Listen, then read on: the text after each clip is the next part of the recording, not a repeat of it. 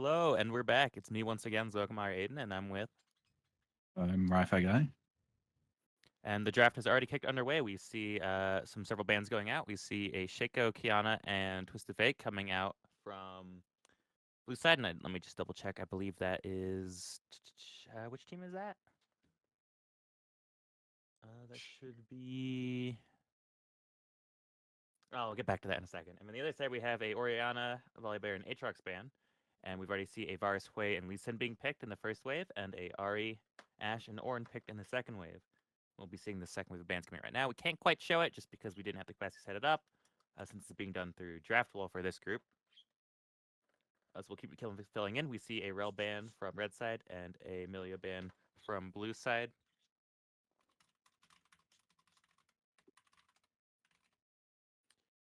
And then we'll be seeing the fifth band for red side being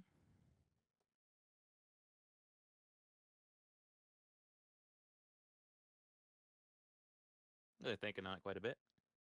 A Nautilus, so they're banning out. I think they're banning out supports blue side. Nope, we see Belveth for blue side instantly picked on that ban. They knew exactly they did not want that in. So UMF, which is red side, so they'll be the right side of the map, is picking their fourth champion right now, which could either be their support and or jungler, unless they're flexing. We also have a donation from HU Storm Linzor, $25. Great tournament, great cause. Thanks for putting this together. Thank you so much, Linzor, for the $25.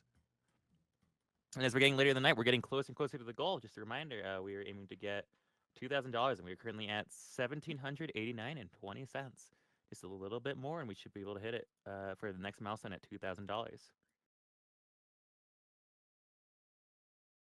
And all that donation money going to a good cause, the American Red Cross.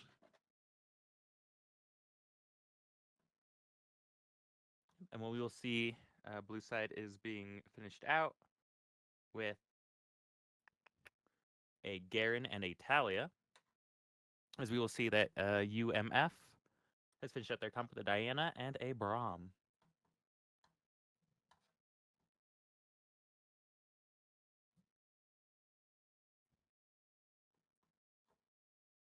And we also just verify no Skarner is allowed, at least for this game. So we won't see any excitement of the new champion.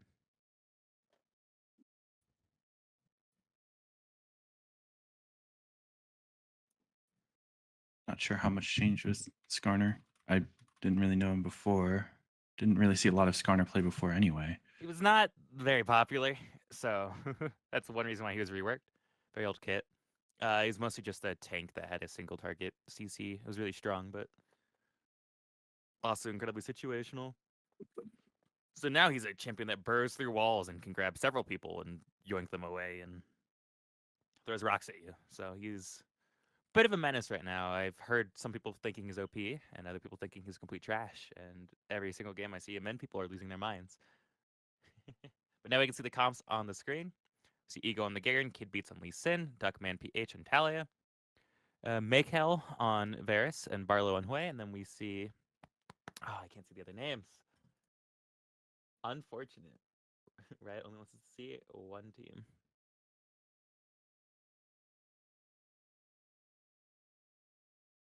But yes, Team 1 is HU Storm. Team 2 is UMF.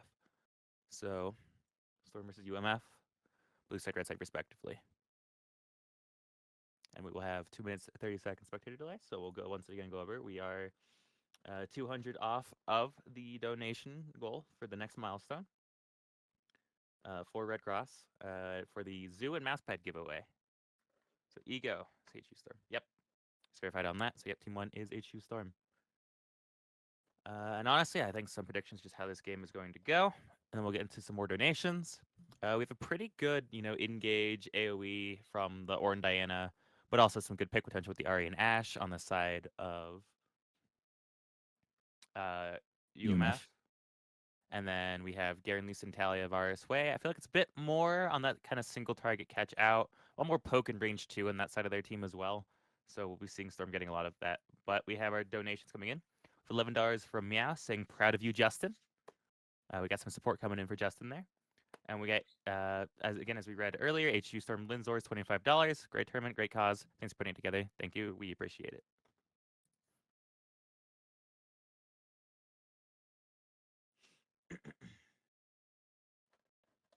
We'll be excited to see how this game goes. We'll be seeing the other finalists from the victor of whoever wins the first two out of these three games, if we even get to three. It'll be very exciting to see who will be going up against our last game's victors and see, how toe-to-toe they can get. We're seeing a lot of high ranks on both of these teams, or at least I think one of these teams. So it's going to be, an underdog game for UMF, but I definitely think they can pull things together if they play this right. Yeah, I mean, based off what you said earlier, if UMF can kind of play together, not really give the 1v1s, and kind of use a lot more of the uh, team play and make up for that, for a little bit of the gap, um, just based off of that, they have a good chance here. No, we definitely will see, and I think a little bit playing off of the in favor of Storm's side, them going a bit more these characters that can do a little more in the 1v1.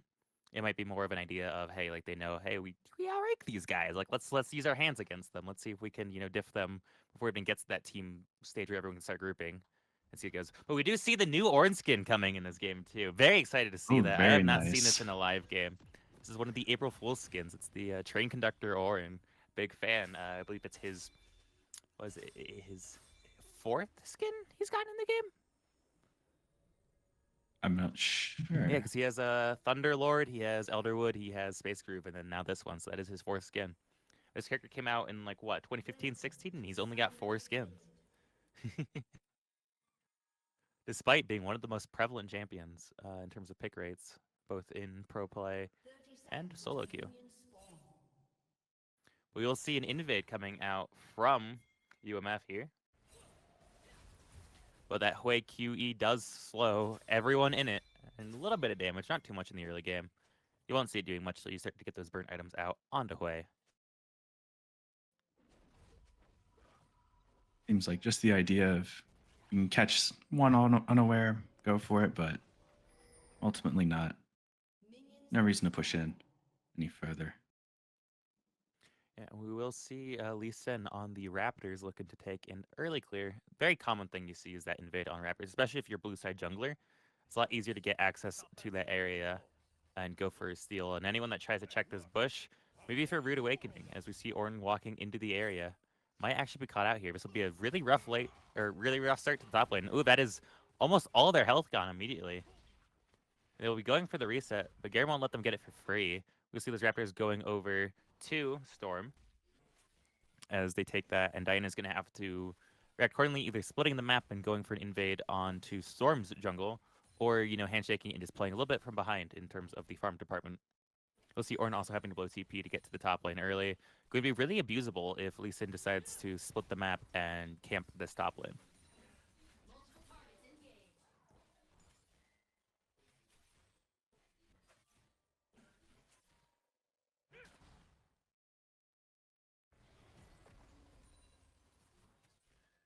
We do see some, calm trading back and forth in the bot lane. It does look like Storm has taken the prio in. All 3 lanes are going to have first push for them. We see that level 2 coming in for the Varus Way. That poke coming out. That extra poke damage with that level advantage going crazy. Let's see the Garen trading under the turret, but still coming out positive on that trade. Just showing, hey, they know they have the push. They have the advantage. They know Lee Sin's going to be there. They're setting up for this dive. And they know Ornn doesn't have TP. If he dies here, it's going to be very, very difficult to play from this pine position. We'll see level 3 on the Garen as they use E to push in the wave, as Lee Sin is waiting for this dive, as Diana responds by answering, and UMF has their Diana going into the bot side jungle. We see the dive starting here.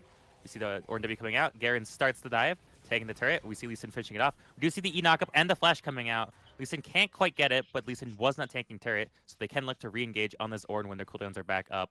We see the BMO, the BM under the turret, and we do see First Blood coming over to the Lee Sin. They do die to the turret, so that does go a little bit in favor of Ornn, but that still is several waves under that turret in favor of Garen.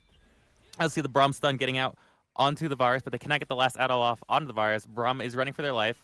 1 auto away from death. Varus going for the Q. Trades back onto the Ashe. We see Diana in this bot lane going for it. Varus trying to get that pick. Finally gets the pick off on the Braum, but that stun does come out. Kill back over in favor of Diana. We see Hui try to finish off the Ashe, but Ahri is in location. We see flashes coming out from both Hui and Diana as they go, and Talia try to do what she can to, save this Hui, but can't do quite enough. And now both mid laners are in the bot lane trading 1v1 once again. We still like going lethal. Talia's going for a Q. Ahri's still going as well. That Q coming out, the flash coming out, and the dodge. But the knock-it lands, and ooh, that's a kill over to Talia. Duckman PH securing that kill on the mid laner. What a hard fought fight, and that's 3 kills both sides, but there is a 800 gold lead already in favor of Storm. Most likely due to the top side and how much CS that Ornn had missed out on with that big dive. Yeah, that early stagger and then later dive really setting them back on the top.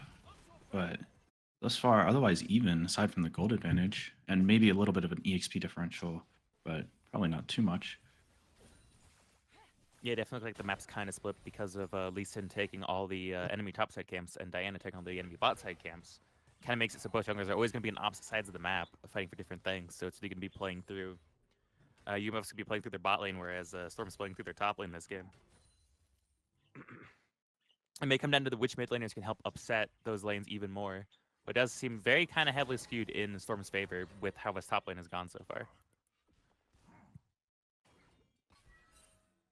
In an isolated lane being dove like that, it just feels very, very defeating on how little you feel you can do, especially on a champion like Ornn, where you really don't have much damage to work with, and you're mostly there just to soak damage. You just do your best to survive as long as you can. See, Diana has opted to come up here. We see the Garen force the Ghost away. Diana does get the dash on. And they managed to get the solo pick onto the Garen, but assist does actually fall over to Ornn. See Lee Sin going and trying to trade back on his Ornn. The Q does land, and they do go, but Ornn dashes away. Flash comes out from Lee Sin, getting to kill secure, but can Diana finish off this Lee Sin? There is a level difference, but the health advantage does go, and Diana is on a rampage. Several kills in their advantage. We'll go back immediately to the bot lane, as we see once again Ahri in the bot lane. We do see Ashe Braum taking down the Varus and the Hui, showing the power of that stun and the slows from both those characters. Really strong synergy together. The Freljord duo bot lane is very potent, and we will see that, a little bit swing actually in the favor of UMF. Honestly, a decent performance with how this game's gone in the early. I feel like Dana's salvaged quite a bit. We do see the Guppy fight going immediately, and Garen and Talia do manage the rotation. Not quite the prio to go for those. A little unfortunate of a play, and we will see a shutdown going over in favor of Talia, as Diana was a little overstayed on the map there.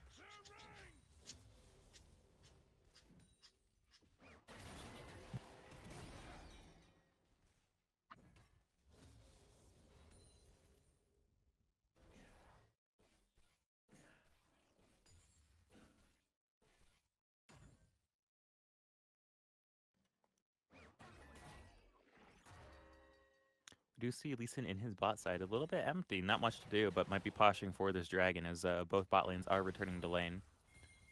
But we will see this Garen perma push up on this Ornn. We may look to see a proxy sometime soon. We do see Ornn also missing the knockup on that Q.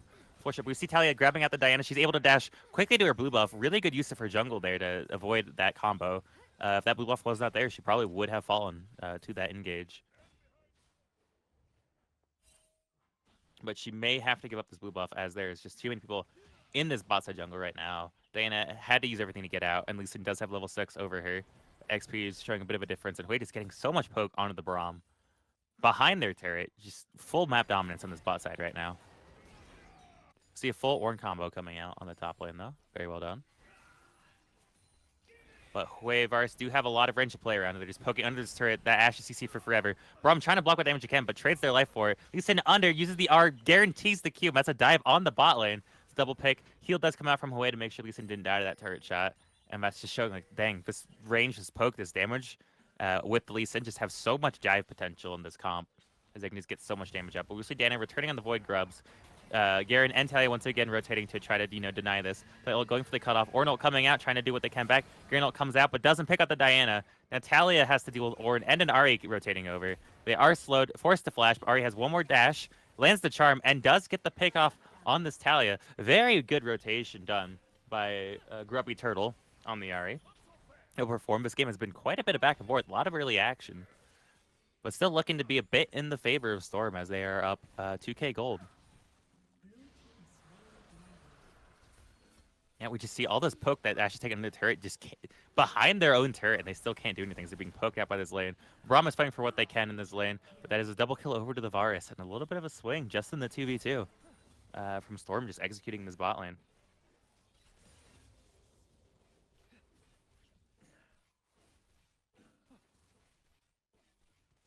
I've been seeing a lot with Hui and Varus lanes, and Hui Jin is just that poke, that range. Hui having such a long range CC and poke that can set up and synergize really well with these characters like Varus and Jin, who have very, narrow skill shots, but if they're set up for it, it's really easy to land them.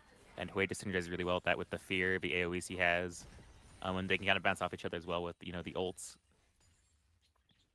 And even this low health, like Ashe and Braum, are just now a little too far behind in XP to do anything back. We see the Varus ult coming out, the Hui ult guaranteed off of the Varus ult.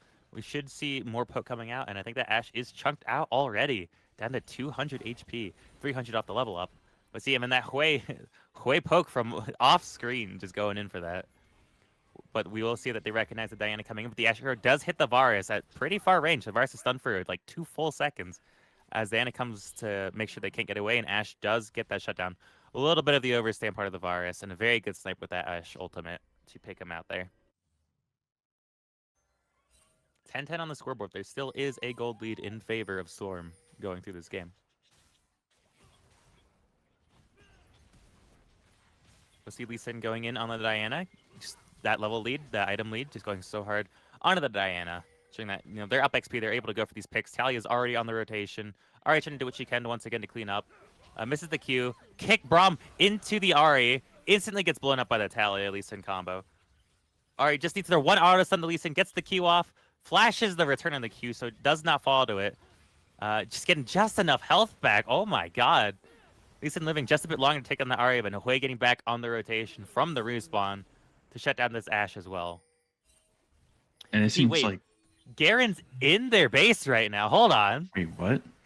Garen is proxying so far deep into UMF's base that he's behind the inhibitor turrets proxying waves. This ego has no respect for UMF right now. They're bored of being in the lane with Ord, and they're like, I'm just going to take the waves as they spawn out of your base. Well, we'll see Garen going in on Diana, harassing this jungle. We saw this actually at the last 2 teams. We saw Garen invading jungle quite a bit. Just a lot of, Garen's invading right now. It seems to be the theme of these semifinals. Yeah. Definitely seems like Ichigo has been able to play the game they've wanted to play since the beginning, right? They've been able to take these advantageous fights, where they're up a person maybe, and get the dives in, get this poke damage in, and just be real nuisance, Yeah, and even though UMF's getting some fight back, all the kills they're getting, they're not really getting much more off of it. Whereas we're seeing Storm get just a lot of things off of these kills, getting a lot of damage, denying a lot of waves. And we will see Lee Sin once again going in on the Ornn in the top lane, trying to get some kind of pick. But Ornn's getting a bit tankier. Lee Sin can't quite burst him for free. I'm sure if the fight went on longer, Lee Sin wins that for free, but Ornn is able to get back to safety turret. But we will see Garen just kind of not really caring that Ornn's smacking him, just runs back to the waves behind the turret once again. And Talia also getting an engage, harassing Diana in her jungle. She's going to have issues farming the rest of the game. Garen's been clearing her full top side, and she's being invaded on the bot side on repeat. We'll see the stun going out once again. Talia getting picked out by Diana off that Ashe R, showing how strong that tool is. We see Varus ult catching the Ahri as they get poked out from the Hui Varus combo. She does live barely, sitting around 100 HP as we see Braum going in, does manage to land the Q. They can get the autos off on this Varus. That is a guaranteed stun. But Lee Sin on the flank manages to snipe out the Ashe over the wall. Now Braum has to run for the life, but it's picked up with the Varus, and Diana has to leave. Tail between her legs, running back into the enemy jungle and taking a reset. And that is a tier 2 turret, falling at 12 minutes and 30 seconds in favor of Storm.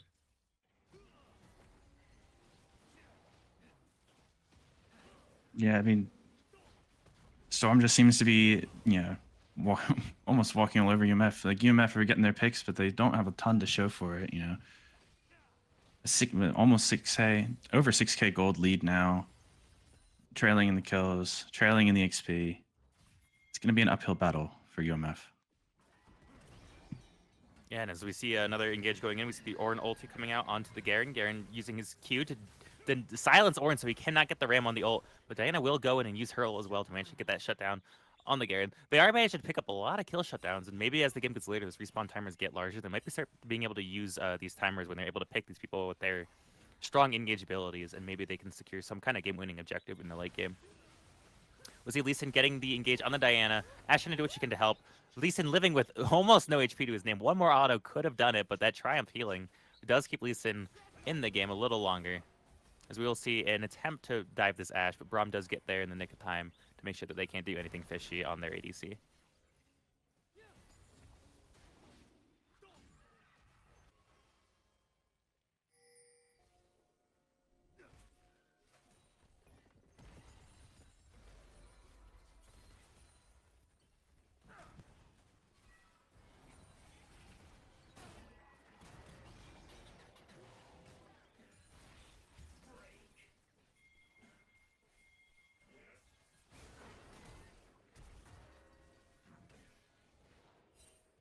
Ooh, we do see the attempt on the solo dive from the Varus and the Orin, just 1 HP, but we see Hui right there, just 1 QW, and there goes the Orin.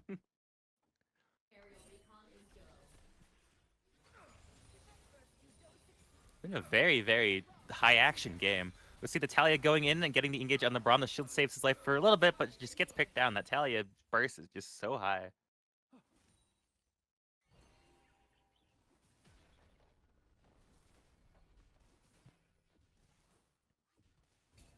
We'll see the top tier 1 finally falling in favor of Storm. We still see the mid turrets are going strong, but this map will start to open up quite a bit more in favor of Storm, and they'll get more and more control of this jungle. As Diana is fighting for scraps to farm the jungle, there is a 2-level gap in the jungle, which is going to be quite difficult to play around. As we see Garen just bush cheesing all game, sitting in random bushes and just trying to grab people out all game.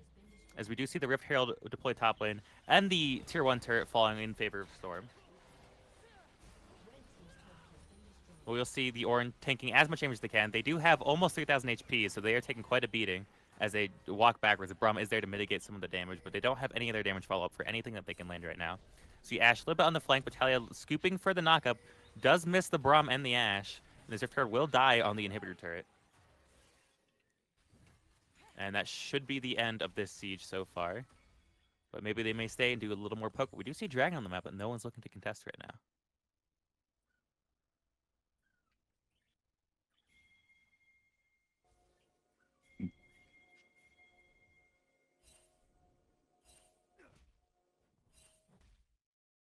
Mef are definitely just falling behind here. I don't know. Do they have many options here in terms of being able to come back? Like, what would be their best play here? I think it's really they just have to find some kind of angle of, like, say, an Ashe ult, maybe a Ornn ult, and just try to pick out, say, like, maybe 2 of their players right before, Baron spawns at 20 minutes. Maybe use that to try to make a tempo play, and maybe if they can get 2 of those kind of catches in a row, they might be able to just end the game off that. But it's going to be very difficult to find those angles as we see just how much damage their front line takes, how fast Braum melts their team, and how, like, just Garen alone is able to zone off their entire back line and be just fine. Yeah, and as we talk about it, they're just HU just going in and continuing to push their advantage. Yeah, we'll see Ornn held under turret, just being completely decimated under the safety of his own structures. We do see Garen falling to the turret shot, though, so a little bit in favor of Ornn, but some extra gold in your tank this late in the game won't really do much for your team. But we do see them catching Lee Sin after he went for that flank onto the Ahri and getting a little bit more, another shutdown over in favor of this Ashe. A lot of shutdowns have gone over to UMG, but they're not really able to secure any kind of pressure or lead from these picks still, as the gold lead is at 11k now in favor of Storm.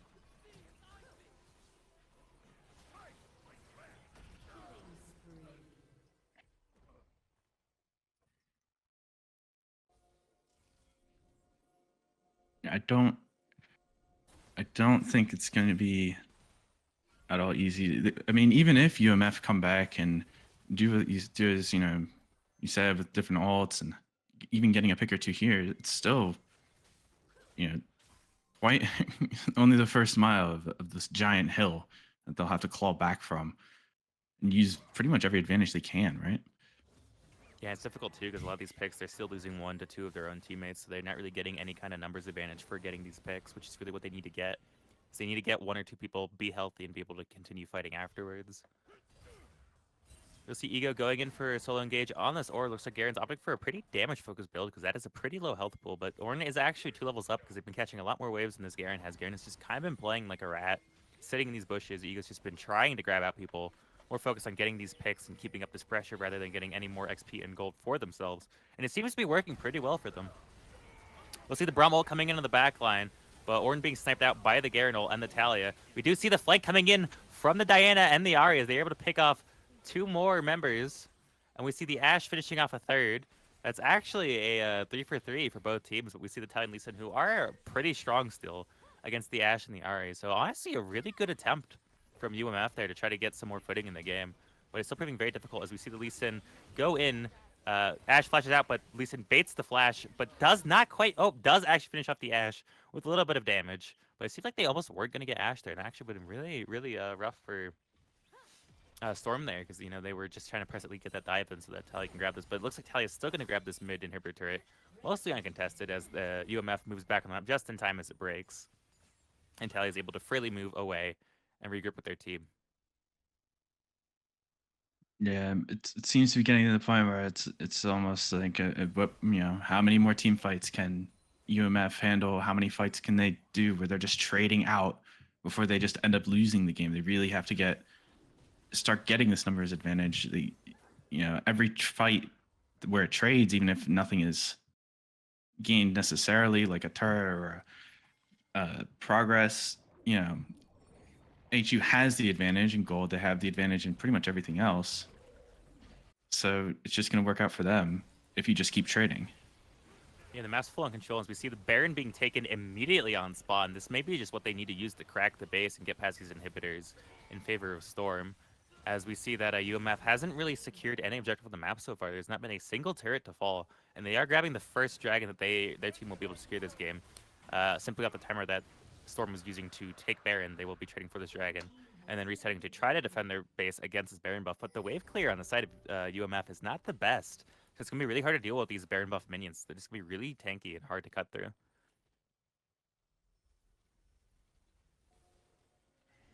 All of them hiding over the wall.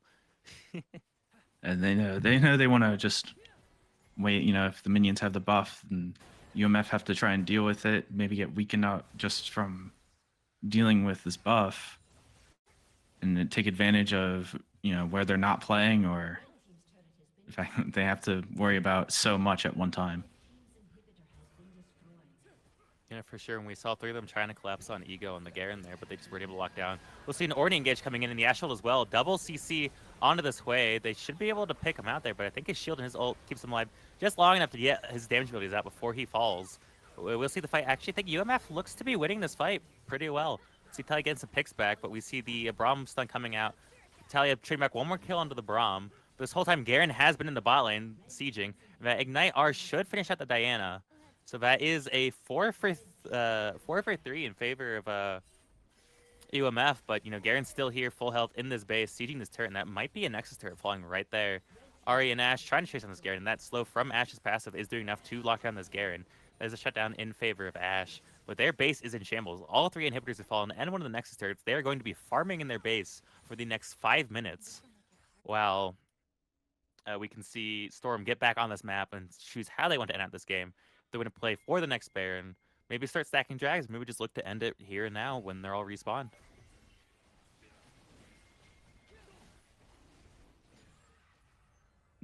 Definitely, yeah. Keep this uphill battle seems to be turning more and more into a mountain climb for UMF here. There's the pressure on their base, and you know, their last fight they did come out with the trades, but you know, at what cost? You know. Yeah, they can just get a little more gold to see if they can just get strong enough to win these fights, but it's really hard with just how much damage these siege minions will be doing, how far of a lead that Storm has. It's going to be really hard to swing it, and it'll be really surprising if they do. But they do manage to do it, would be quite the upset of a game if they manage to pull this back in their favor. Be quite impressed if they manage to pull this back at this point.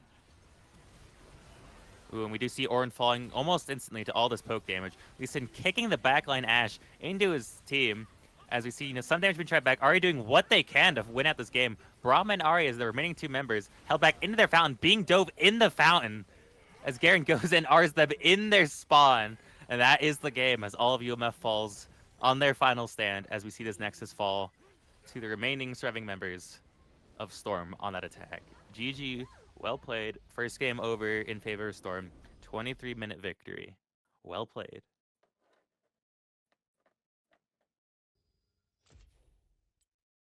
Yeah, And here's the damage charts for you.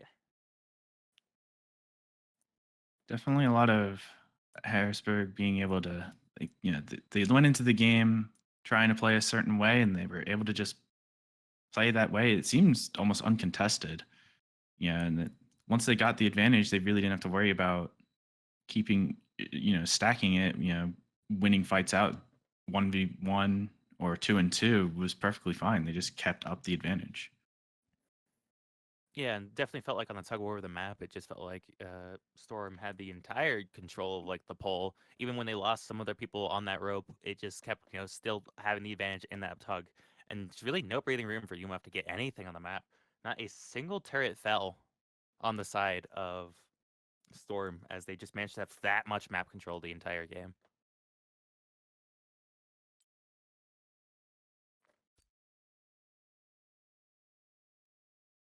Very, very high kill volume game though. It was very exciting fighting almost every minute on both Yeah, a lot of sides. early engagements as well. Not really waiting for ours to get up or anything. Just went into the fights right away. Definitely Very entertaining. felt like an LPL game for sure, where they just fight always and forever. Yeah. Gotta fight everything.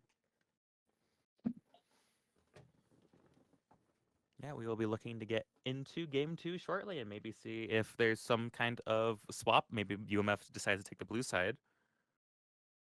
Or maybe they play around the draft a little different, or maybe they do the same draft and just execute it in a different way. Maybe they can pull out game two and we'll see a game three. We'll have to see. Yeah. But right now, it's looking a little bit in the favor of Storm to get to these finals.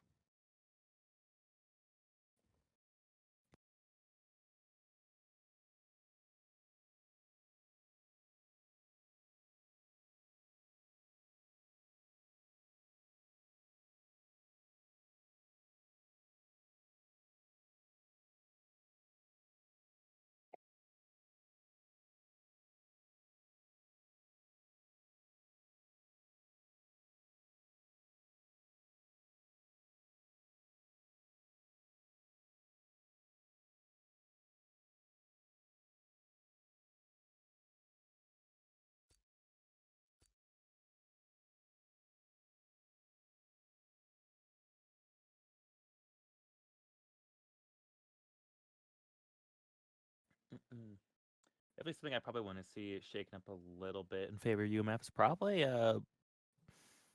the picks were really strong, but I think they definitely want to have some kind of answer to do more off these picks. I always felt like just a little ability to get these lockdowns, but not really the ability to set up anything after it. Like they couldn't really get the push. It felt like it was very reactive, very defensive kind of picking.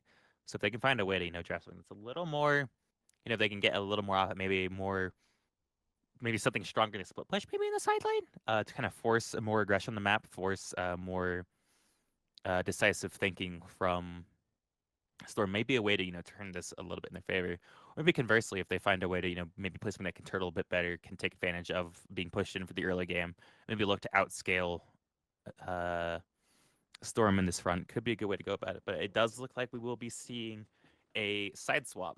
But I will honestly say, because now we're back at the rank spread, looking at this rank spread is actually impressive.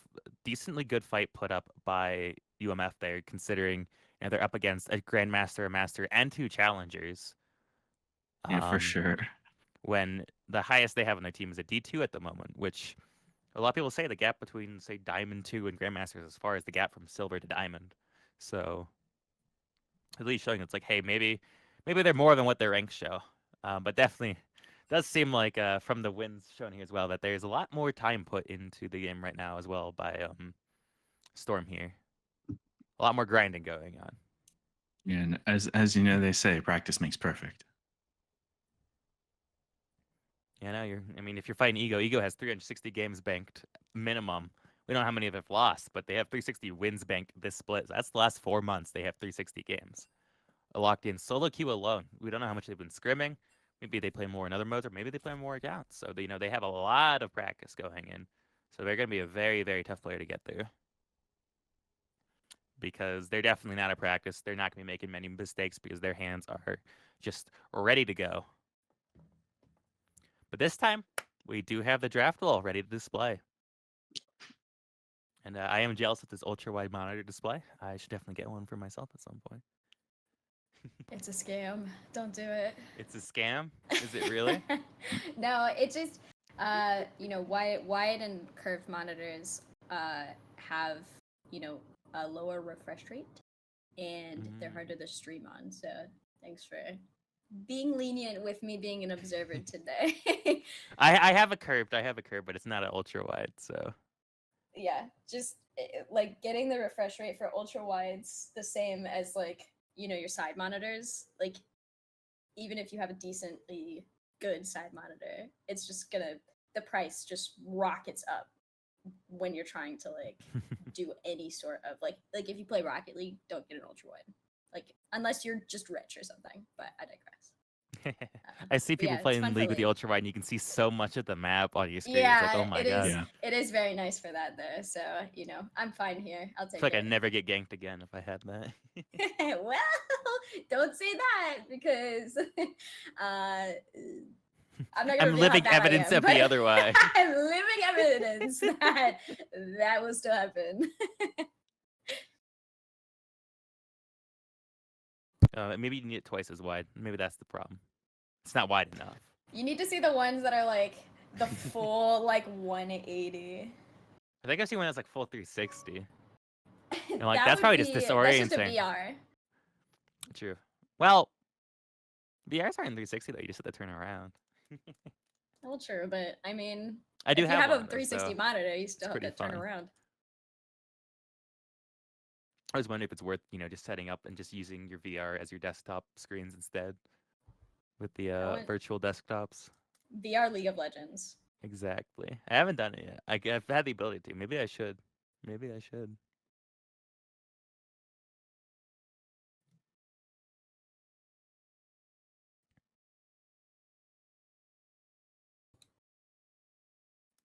It seems they're taking a second to get over into draft here.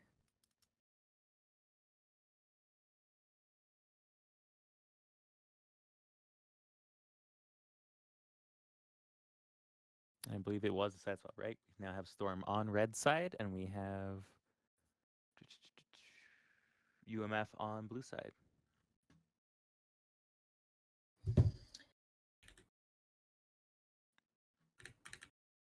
And we get right into the draft, and we'll see UMF's first ban going to Volibear. Very prominent top lane and jungler. I believe I don't remember if it was a Korean build or it was some Eastern build involving Volibear using Ingenious Hunter with 3 key items that makes them a very durable top laner, and if not jungler as well. Sundered Sky just makes them very, very hard to take down because the Empowered W on a character you've already hit with W, plus Sundered Sky just gives a lot of healing when at low health, so it makes Volibear deceptively tanky at low healths.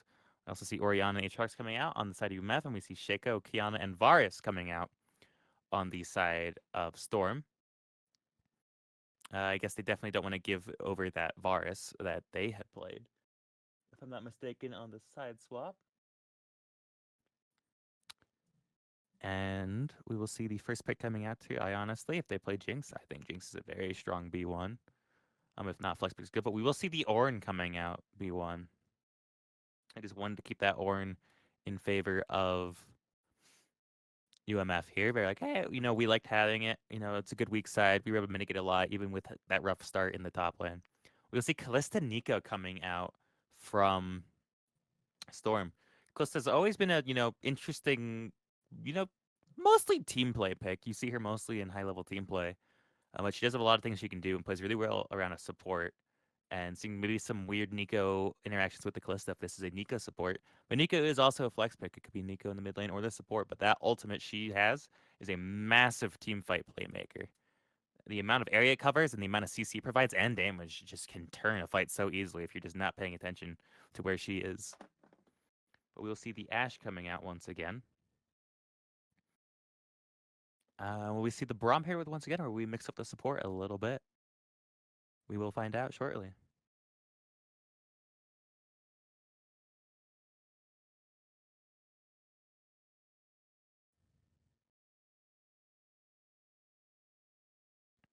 We see the Warwick coming out. I believe that is a Warwick jungle. Normally, I've seen that more often in the top lane recently than jungle. It was interesting. We immediately see the Rek'Sai answer. Rek'Sai is another interesting pick. With his Neek and Rek'Sai already, that's 2 flex picks. Rek'Sai is actually good in jungle and top lane, and pretty good in both roles right now as well. Rek'Sai's sustain in the top lane is honestly kind of disgusting with the tank build. They go into burrow and they heal, like, I think late in they get up to like 300, 400 per tick, which is just a massive amount of help to get back. But they can also play in the jungle and they can continue to do more bruiser builds or more tanky builds in that lane as well. So, really just not showing the cards of where they're sending anything on Storm's side.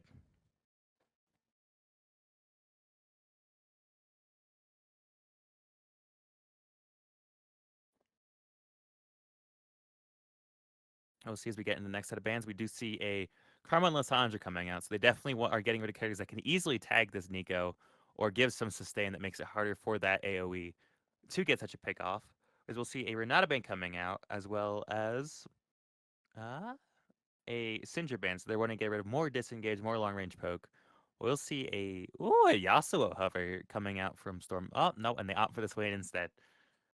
Swain, pretty good pairing with the Nico. A lot of AoE, a lot of beefiness. There isn't really a good anti-tank option on the side of UMF yet. So these durable champions will be a little difficult for them to deal with, and they might need to find some way to, round out their comp, maybe with support, maybe with mid lane to get some damage in, to maybe be able to pull apart this team. But it's going to be really hard to get some kind of anti-tank now with the ADC pick already locked in, as well as jungle and top lane, because that's 3 lanes that can have quite a good anti-tank options. We'll see a LeBlanc coming out. Not really an anti-tank, but good at, picking out things. Might be a good way to tag this Nico. Maybe put this bot lane behind so they can fight these beefier characters a lot easier in the mid to late game.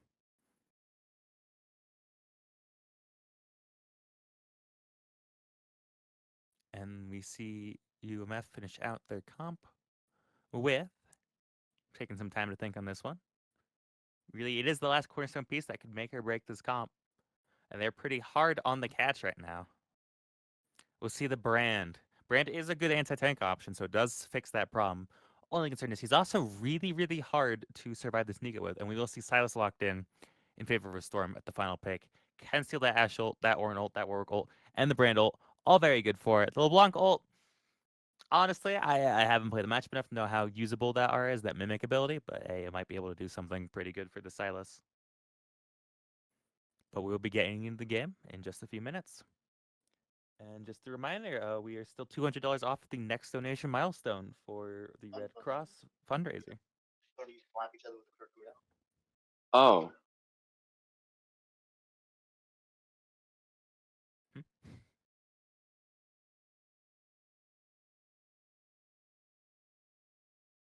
If anyone is willing to spare anything, every little bit helps. It's for charity, so if you want a tax write-off, you got one right there. We are at the end of tax season. I think it's next week that is over. That wouldn't apply to this year 15th. anyway. Yeah, the 15th. I didn't mind a couple weeks ago. We got that all done. I have to wait. I owe $1,400. Ooh, you owe $1,400? Yeah, just Dang. of how I get paid. I have to pay now. So I see. That's not a fun amount of money to see leave your pocket. no, not at all. I got some money back this year, but I've been on the I'm on the latter end of my college degree, so That's fair. my last semester actually right now. I'm done in a month. Thank God. Nice. Donate your It tax is. returns. You heard it here. Donate your tax returns. Yes, sir.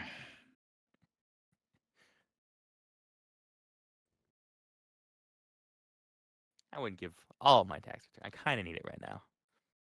I give all We're mine. we're looking for work. We're not quite being paid for shoutcasting yet. Maybe one day. Same thing on the competing side. I gave my time to my campus's league team, but we couldn't really make it that far. So no prize pools from that. But our school would have taken all the money anyway, so it doesn't matter. That's why you just get the prize pool sent directly to the players. Well, ideally, Smart. however, ours is a club sport, and they take Ooh, all the proceedings. that's rough. Yeah, we were. I spent some time as officer. We were looking into seeing if we could change that. I think we're a club sport as well, but we just ended up a lot of the tournaments where we won were PayPal. So that went directly to the players. Yeah, it's if the school's paying for it, then they take the cut. So yeah, what Oh, we that's just what don't advise tell a them. lot of our fighting game players is we just told them like don't register under our name. Just Mhm, don't do yeah, it. yeah. Just enter on your own. Most fighting games don't have that big of a buy-in, so it's like 10, $20, which it's a lot when you're in college, but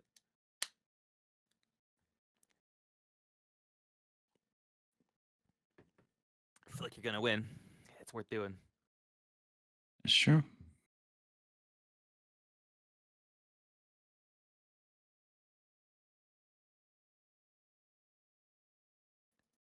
We do have the stream pause at the moment. I know we're waiting like 2 minutes for the stream delay anyway, but so we will have some time to burn. I don't believe we've gotten any new donations to read out in the last minute or No. two. So I'll ask about you because I've been talking a lot. Want to talk a little about your league experience in the meantime while we can buy some time? I think with League of Legends, I have not played a lot. Played mostly TFT. A lot more fun, in my opinion. I haven't been I'm able to get into too much TFT, but I respect it. it's quite fun. But I also played a lot of other games like Hearthstone and Magic. So Yeah, a lot of those more laid back strategic games. yes, exactly. I think the only strategy games I could get into are like RTSs because I think I'm too active of a person. I need to be doing a lot. Yeah, yeah, So like card games, I'm like sitting there like 2 minutes, completely bored, zoned out, not paying attention to what they're doing until it's my turn again. And then I go and I just do whatever I was doing, and I don't recognize what they have on the board, and then I just lose, and I'm like, oh, whoops. yeah. Lots of Just- flicking cards and keeping yourself busy. yeah, just reading flair text or just looking at art. Yes.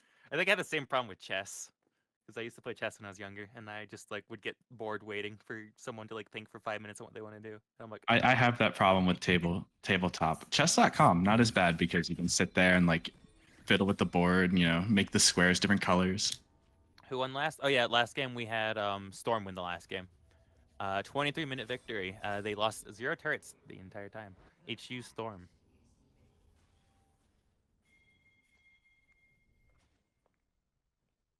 We'll have We to will see if see the map side swap. Maybe we'll see. One of our TOs was saying, why does side selection matter? Isn't the map symmetrical? When the map actually, in fact, is not completely symmetrical. They did update it a little bit this last season, but we do see an invade going in. I had to cut myself off. We see this Ashe caught out, and the first blood going over to the Callista. That's immediately a rough start for UMF. yeah, you really don't want to be giving away early picks, and especially not 2, though. I think they're going to avoid it.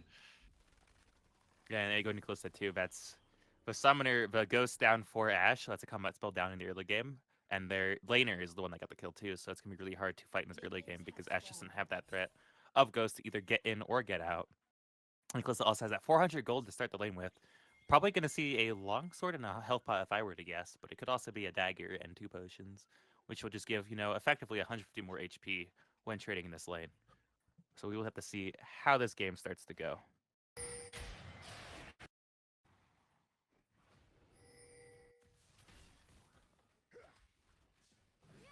Lots of poking back and forth going on, it seems, and lag.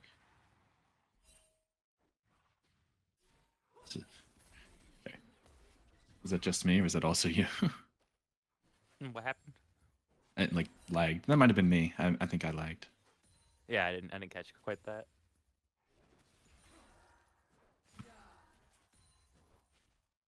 See a lot of early bullying going on in the jungle though. But we already see both junglers in the bot side, or sorry, both in the bot side camps. We see Warwick on their top side, and we see Rek'Sai on Warwick's bot side. So the invade play almost immediately. Very interesting to see after what was going on in the top side jungle. We do see an all-in going in. Callista being caught down by this burn, tries to finish off Brand, but now Nico has to run away from a full health Ashe. You just will not be able to survive this lethal tempo. But looks like they do actually get away. Ashe deciding to get back onto the wave instead. I feel like they could have chased them down there. Yeah, maybe not wanting to chase them down, knowing that maybe there's a jungler nearby, and Yeah, if we they do go for see the the chase, rotation right now, actually. You're right on that. That is a good catch. So we do see the mid laner and the jungler both rotating to the bot lane as Brand does fall, but Ashe is, safe, fully healthy, back under their turret.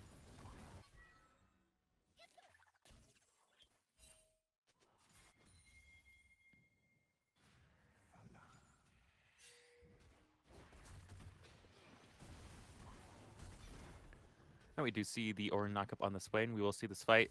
Swain, honestly, I think just starts to take control of this lane after a little bit. But we'll see the Styles going in on the LeBlanc. LeBlanc pass is coming out, trying to send up the fake Mimic, but not quite enough. As Rek'Sai does get on. LeBlanc forces flash, but that follow-up does manage to get there with Rek'Sai falling with flash as well. Warwick is there, and Warwick does excel in these situations, but it doesn't matter as Rek'Sai's health are able to burst out that last remaining bit of health. And that is a double kill in favor of the Rek'Sai. It's these smaller, fights and advantages that really are going to start to add up as the game progresses for Harrisburg.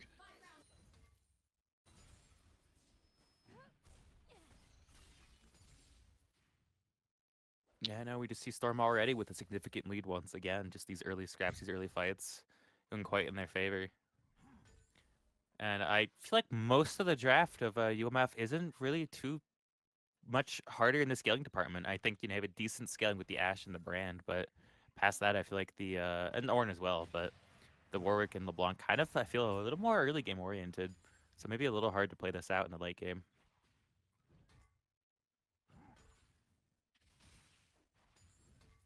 You'll see Swain doesn't fully get the crash, but it is out of mana. So Ornn is able to hold this wave. Might be able to set up a little bit of a freeze while Swain is forced to reset and get their resources back. You'll see Warwick finishing their clear. On the bot side of the map, we will have Dragon coming up in 20 seconds, as well as the first spawn of the Guppies on the top side of the map, and we'll see which team wants to play around what. We see Warwick pathing in towards his bot lane, maybe looking for a gank, but I believe Nico and Kalista do have eyes on this Warwick, as Silas is looking to move down on a roam, and Rek'Sai is on the bot side map as well. There may be a dive ankle in the near future, if not an invade on this Warwick's jungle.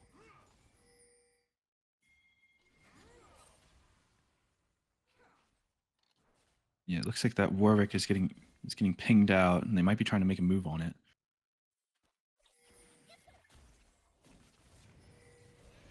We'll see Warwick using E trying to run out, using that damage reduction to get. They are ignited, and they have to run for life. They flash over the wall, but Salas does chase over the wall, finishes off with the Kingslayer. Ray manages to get the stun off on the Silas. That is 3-stack with the Brand Burn. Will it be enough to take them out? And Ashe is coming in, and Silas just try to E back in, but does fall. But Rek'Sai does finish out the Brand, but Rek'Sai does fall to the Ashe and the LeBlanc combo. As we go back top lane immediately after that fight to go see this trade coming out from the Ornn. Ornn did hit level 6 first and is able to go for this engage, but does not have the damage finished out.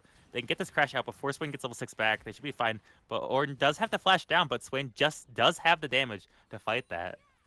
Really unfortunate. Ornn had the level advantage, had the engage, but Swain's just too much stronger than that Ornn to do anything. Or to fall to that Ornn. Not a good sign for UMF. All these early engagements still getting into game, and up 4 kills and up 2k gold here. Yeah, we see these scraps going back to back as they once again decide we're not going to let this jungler breathe this game. Yeah, Just taking completely over this jungle. Rourke just kind of has to watch them in the jungle, but gets caught out by the Silas. The E comes out, is in the fear. That was a 30% damage reduction, but it still burst through that damage reduction. My lord. As we just see full map dominance coming out from Storm once again. They seem to be doing a very good job of being able to find these one-off players out in the jungle and capitalizing off of it. And we'll see Brand fighting 1v2 in the bot lane and doing an okay time doing it, but they are being harassed out, and we are seeing Ashe lose a bit of farm to this wave. We do see, on the dot, 0 second, once again, 7 minutes. Ooh. The spectator does pause. Give me a second. Hello, hello. What's up? Welcome, Kid Beats.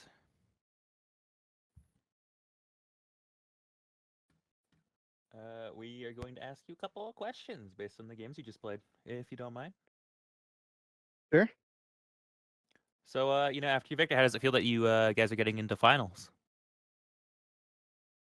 Sorry, what did you say? Sorry, I didn't hear you. So, congrats on your victory. How do you guys feel going into your finals games? Are you excited, nervous? We're excited. We're pretty confident. I think we'll be able to pull through. Yeah, definitely. Seeing both the semifinals games, it looked like definitely both your team and the team you're going to be up against were pretty, strong contenders in their games. Kind of looked like pretty good defeats on what they played, and definitely pretty good execution on a lot of the things you were doing. One thing I noticed, you guys were really solid in just your tempo control. It never felt like you ever gave up any space on the map the entire game. Um, was there any kind of like planning you had going into the draft to kind of set that up? Um, Not really. We just decided to pick some of our good stuff and just be super aggressive early because we know they'll probably make some mistakes and we can just capitalize on them and push the game forward. And I definitely saw that. One of the things I'd like to ask a lot is, was there any point in the game that you felt like was either the turning point to become a victory, or any points in the game that felt like, we were a little scared, where you're a little uncertain if you were gonna, be able to start closing out the game or not? Um, I don't really think so. I think most of the game we just had under control. It just felt like the first like 5 or 10 minutes were kind of just one, and then after that, it was just smooth sailing from there. I didn't really feel like there was a point where we could have lost. For sure, definitely felt like you guys just had full reins on both the games. From all we could see, we had production issues once again in the second game, so we didn't get to see how that got closed out. We did see the full first game. I guess one part is, was there like a favorite team fight or moment in the game that you guys had where you felt like you guys just like completely decimated a fight, or just felt really satisfying to pull off? I really like that Lee Sin kick I did in bot lane when I kicked the Braum into the Ari. Oh yeah, That that was kind of one. cool. Yeah. That one was really good. Felt like just the perfect angle and just the perfect way to just turn that fight, so they had nothing they could do at that point. Yeah, yeah. I saw the angle. I saw the vision. So I'd ask though, because it was a pretty, I'd say a pretty hard stomp.